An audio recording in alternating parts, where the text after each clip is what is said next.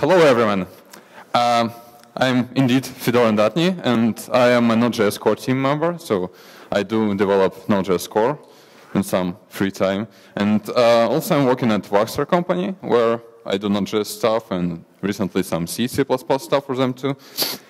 And today's topic for my talk is compilers are our friends. So please raise your hand if you're a computer scientist who work with compilers. Okay. Okay, so don't yell at me after the talk, because I might be wrong in some things, but it should be mostly correct.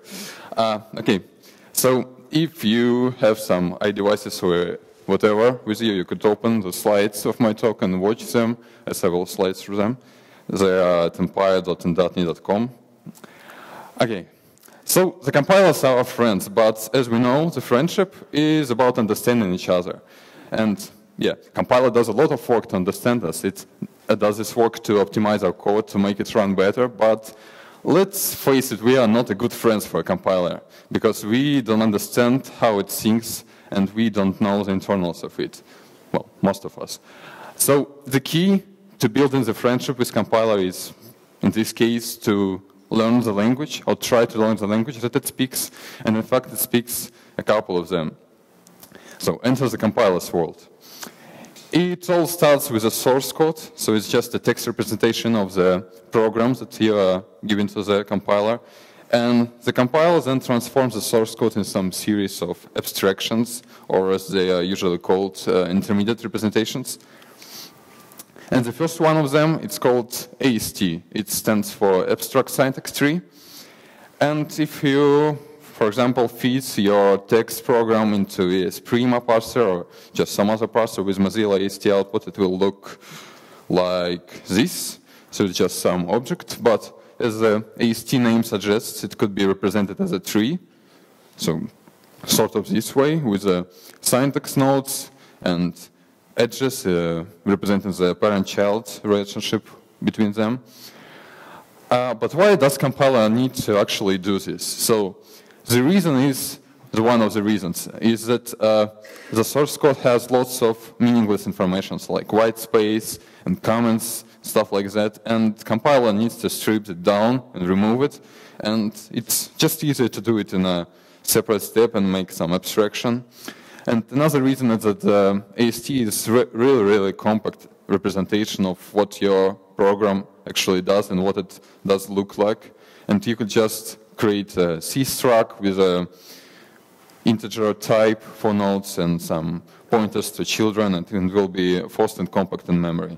And another interesting thing about AST is that you could traverse it and walk from the root to children, to the leaves, and you will always know the context of the current node. So you will know whether the identifier is used in a variable declaration or whatever, and you could figure out the stuff from the context without looking at the text representation. But this is not the final thing on which compiler is usually operating, so let's dig deeper.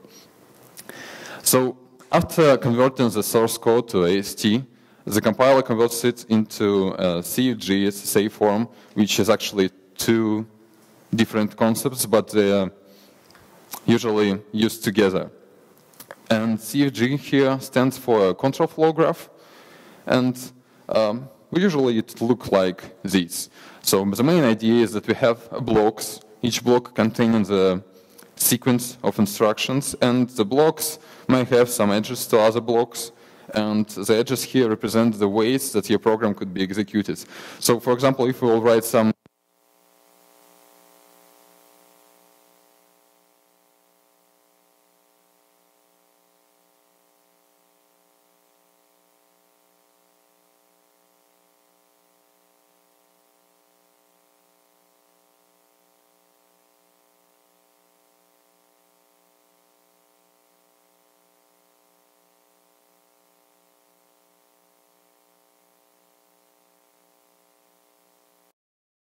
for this thing, it may be just looking at instructions in each block and executing them sequentially, and then going to the children block depending on the value on the control flow. So if you have in a root block an if statement, then depending on the value of the if it's true, one is the right branch if it's false. So then the next block, it will just continue to execute instructions sequentially. So this is what the CFG is here. So if you have a loop in your JavaScript program, the loop will be translated to a loop in CFG too. It's kind of similar to how the program organized internally. And the reason why the instructions blocks are in sequential order is because the CPU, the chip, is not operating on the trees. So as we all know, the CPU is kind of similar to how the Turing machine works. So it's reading some words, some machine words from memory and decoding them and then executing them, and it can read the words sequentially from the memory, like in the same block of CFG, or it could jump to another block, another location of memory, and start executing the code there. So it's the CFG is kind of what CPU is thinking about the code. So the next part of the CFG SSA representation is SSA. SSA here stands for Static Cycle Assignment, and it is pretty much a functional implementation of your code. So it's a way to encode instructions in CFG blocks, and yeah. So the main idea here is that everything is assigned only once. So if you have a program like this with 5 assignments to the same variable, like A equals 1, A equals 2, and so on, the SSA of the same program will have unique IDs for each page. And those you can guarantee that every assignment for A is static and single. So it will replace IDs in assignments, and it will replace the IDs in the instruction. So we have a return instruction here down, and the use of A was replaced by A4 here. So it's kind of really how functional languages are usually organized, so they have static values for everything. So another thing about the SSA is that everything in it is an instruction, and every instruction input is an instruction too. So if you had CFG, which could look like this, so the block represents the block ID and the branches where it goes, and instructions here have the following form. So instruction ID equals instruction ID inputs. Sort of this, where inputs could be IDs plus instructions. So the SSA will look this way. So we have rename the assignment to R, and yeah, does some. We have did some input which is going to cover in the video. So why does the compiler transform AST into CFG SSA form? The reason is that since every instruction and every instruction use is instruction, everything is connected into graph. So you have a so-called data flow graph where you could figure out how information flows within the instruction. And you could perform a data flow analysis in it, and you could, for example, figure out the types of the values in your program using this representation, and you would even try to figure out the ranges of the values, which is useful in optimizing loops. So here's an example of how the compiler should figure out, let's say, types of some values. So we have literal instruction, which basically means that it should load some value and put it into some storage. For example, the values are 1 and 2 here, left and minus 4 and 7. And we certainly know that literal instruction has type integer in this case. So we could see now that SSA1R is used in different instruction. Okay, so yeah, much easier. Hopefully you have heard the previous stuff. Okay, so we could see now that SSA1R is used in another instruction, and we could propagate the type information to that instruction and say that this instruction has the same type too. And then we could propagate the type from that instruction to the next instruction, and finally to return a statement. So at this point, we could definitely say that the return will be returning an integer value. And if we would be a clever compiler, we could even say that this integer value has either 1 or 2 value, so it's just one of the two numbers. Another optimization that compiler could perform on the SSA CFG is called dead code elimination. So technically it's really similar to the data flow analysis, but it happens in reverse. So if you would say that one of the instructions is dead, we could find its inputs and check if they was used only in that instruction, if they was used only in it, we can remove them too, and then continue the process until we will remove everything that is not connected to the graph and has no relevant information. So this is how that code elimination works, like sort of. Another very interesting optimization that many compilers do perform, and for example V8, which is a Node.js, which is a compiler that is used in Node.js, and this optimization is called global value numbering, or just GVN.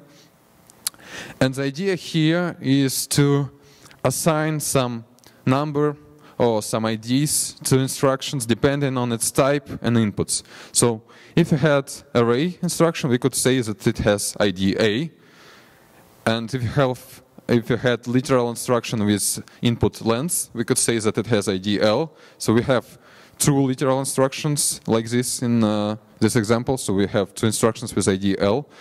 And if we'll take a look at getProperty instructions, we will see that they are using the array and the literals. So we could say that each of these instructions has actually an ID GPAL. So this is just something that we have figured out.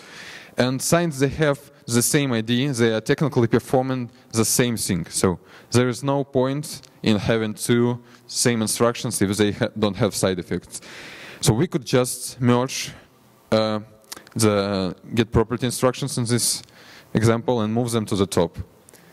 So after this optimization, the CFG SSA will look like this. So we'll have just one getProperty, and its value will be used in a place where there was the old getProperty instruction. So the reason we did this is because we first of all eliminated double loads from the array, and the next thing that we actually did here is we have moved the array.length getProperty outside of the loop. So we have moved some operation out of the hot loop and thus has optimized the loop and make it run faster. So it's usually called moving the variables out of the hot loop and moving instructions.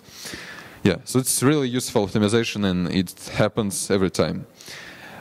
So what problems may compiler encounter when converting AST form to CFG SSA? The main and the most obvious one is that you may have a CFG like this with two assignments to a variable in different branches, and since you are renaming the A to some unique IDs, you need to rename the use of A in the join block below too. So the problem is that we must tell the return which A it should use, but since the execution could come from both of the branches, it somehow needs to figure out that the control flow may give it to different A's. So the solution to this problem is to use fee functions, and after using the fee functions, the CFG will look in this way. So in blocks, in the branches, we have replaced A with unique IDs, and then in join block we have created a fee function with these IDs as an inputs, and we are using it as an argument to return statement. So we have deferred the work of executing the control flow graph and just tricked the SSA form to believe us in some way. So fee is just an abstraction, and when the compiler will generate the machine code, it will just replace this with a movement instruction. So it will just move the value around.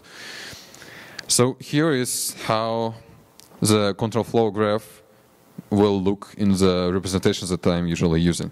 So we have SSA1R instruction, and its value is moved to SSA2R, and in another block we have SSA3R, and it's moved to SSA2R. So yeah, and in join block we have a fee instruction and return the value of it. So it's kind of, it's not that complex if you would start reasoning about it, and you just need some time to get into it. So what's next? We have a SSA CFG form that was generated from the AST, and the AST was in turn generated from the source code, and we have performed some optimizations on this SSA CFG form. So at this point, the compiler is usually trying to generate the machine code for this representation. And this is what V8 does. This is what usually C++ compilers are doing, so it's all similar. And to do this, most of the compilers start with some imaginary CPU, which has unlimited number of virtual registers. So just a side note for people who don't really know how the CPU works, the register is like a small piece of memory embedded into the chip, in the CPU chip, which is forced to access and forced to write and read, and it's just the best way to store some intermediate values while computing stuff. So it's really, really cheaper to access than a real memory. So in our imaginary CPU, we will again use unlimited numbers of such registers, but the real CPU has limited number of them. So if we'll replace the IDs in the CFG with virtual registers, the code will look like this. So V1, V2, and V3, and the rest are the virtual registers, and we have 9 of them here. But the real CPU usually has less, as I have already said. And the process of mapping the virtual registers to the real ones is happening in the so-called register allocator. So it is allocating the registers for virtual ones. And the usual algorithms to do this is the linear scan for JIT compilers and the graph coloring for the C++. So sorry, I'm not going to cover it here because I don't have that much time. But yeah, so we are replacing the virtual registers with real or either spilling them. And spilling is a process of moving the value into the memory. So we are moving the value from the register, which is forced to access, to some memory slot, which is slower but available in huge amounts. So yeah, and if we will run register allocator on this example, we will get probably the code like this. So here with a $sign, we have real registers, and we are just using 2 of them here instead of 9 virtual registers. So this is possible because the virtual registers has some limited lifetime, and they didn't need to be alive throughout the program, so we could just kill them after they are not used and use another one. So at this point we have SSA CSG form with real registers in it, and we could just straight generate the machine code out of it. So we could just take one instruction at a time, generate some almost static machine code for it, and just put it all in a buffer and execute. So this is how the compilers works. And if we'll generate the code for SSA CFG from the previous slide, we'll get something like this. And if you will take a look, you will see that there are some similar paths here, and this is because the instructions may have almost similar code, but with the different real registers. So yeah, time for a small demo. For this conference, I have written a small JavaScript JIT compiler for JavaScript, which is my pet project. So it takes JavaScript program and generates assembly code and executes it. So yeah, kind of crazy stuff. So if can you actually see what I'm typing? Yeah, yeah. Okay. So I have started a REPL, and we can type some simple stuff here. And for example, we could even, sorry, I'm typing with one hand. We could have some,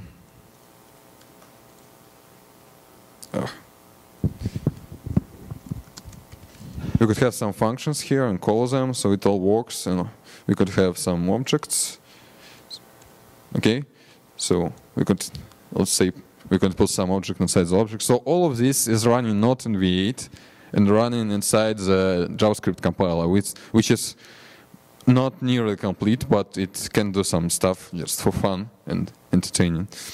Yeah, so now I could show you how this looks internally. So I will try to compile the following example. So it's just a function with an if statement and 2 assignments and return the value.